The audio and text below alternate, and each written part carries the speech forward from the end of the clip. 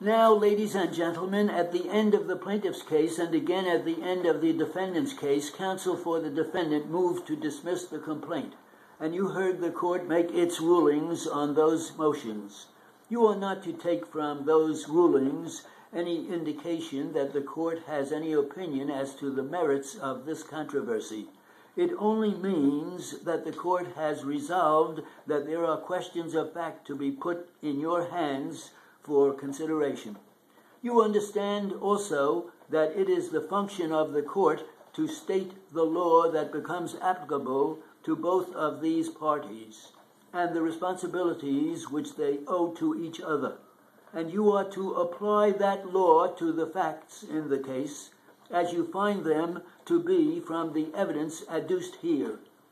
You understand also that in the summation made by counsel for plaintiff and counsel for defendant in their statement of facts, that if your recollection be at variance with theirs, you are to use your own recollection and not theirs, and the same rule is applicable to the court itself. In any statements of fact, that if your recollection differs from that of the court, you will use your own recollection of the testimony and not that of the court.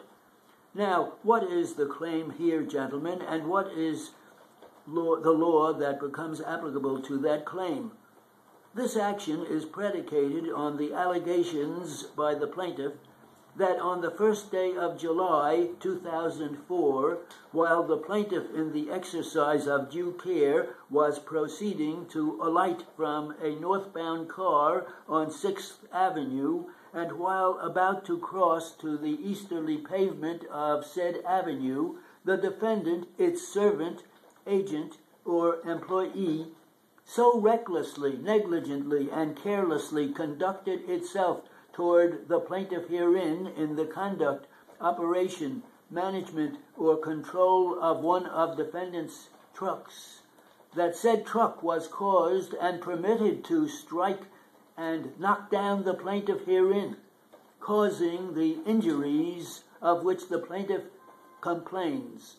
that solely by reason of the recklessness and negligence of this defendant, this plaintiff was injured, and that this plaintiff in no way contributed to the happenings which she claims were the cause of her injuries. Now, what does that particular statement predicate? It predicates what is called in law an action in negligence. By negligence is meant the failure or the omission to use reasonable and ordinary care in the performance of a duty which one owes to another, and which failure to use care is found to be the proximate cause for the happening of the accident. So that the essential qualifications to be established here are that the accident complained of was due solely to the neglect of this defendant or its agent, servant, or employee, acting within the scope of the employment. And secondly, that the plaintiff herself in no way contributed to the happening of the accident. That brings us to an examination of the testimony to find out whether or not this rule upon which plaintiff depends has been violated, in that this defendant, through the operation of its motor vehicle by its servant, the chauffeur, failed to use reasonable care in the management and control of that vehicle, and that the plaintiff herself in no way contributed to the happening of the accident. Because, as a rule of law, the mere happening of an accident should not necessarily result in damages or the award of damages. Damages become applicable only because of the violation of a right. And the violation of a right which is claimed here is that this lady, in the use of the highway where she had a right to be, was injured because of the negligence of this motor truck driver in a place where he had a right to be. So that, you see, both of them had a right to be on the highway, which is everybody's right.